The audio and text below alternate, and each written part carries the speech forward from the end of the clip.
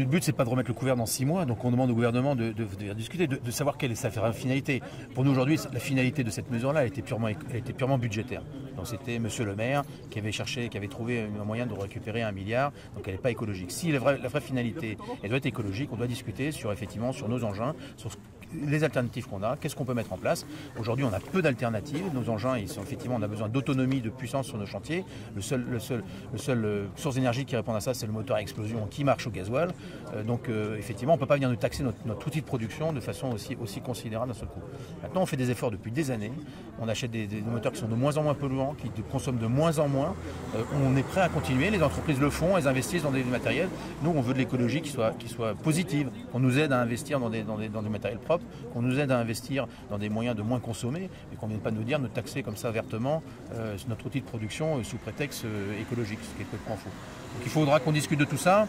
En plus, on a des problématiques de vol de carburant sur les chantiers, on a des problématiques d'incohérence et d'inégalité de traitement entre les différents secteurs économiques, puisque les entreprises de travaux agricoles n'étaient pas concernées par cette suppression du GNR. Or, on est aussi en concurrence avec elles sur un certain nombre de travaux publics. Et donc, il faut qu'on puisse mettre tout ça sur la table et trouver un équilibre qui soit d'abord viable pour les entreprises et qui soit effectivement qui amène effectivement un vrai gain en termes d'écologie, si c'est le but recherché.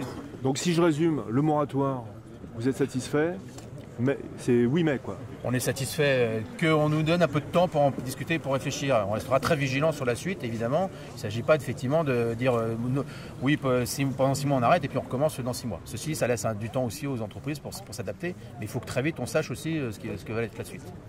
Et en attendant, les blocages, vous appelez à les lever, notamment devant les dépôts ou pas? Oui, j'appelle moi les collègues qui sont devant les dépôts, et je pense qu'ils le feront, à débloquer les dépôts et à retourner travailler. De toute façon, ils ont besoin de travailler, ils ont besoin de faire tourner leurs entreprises.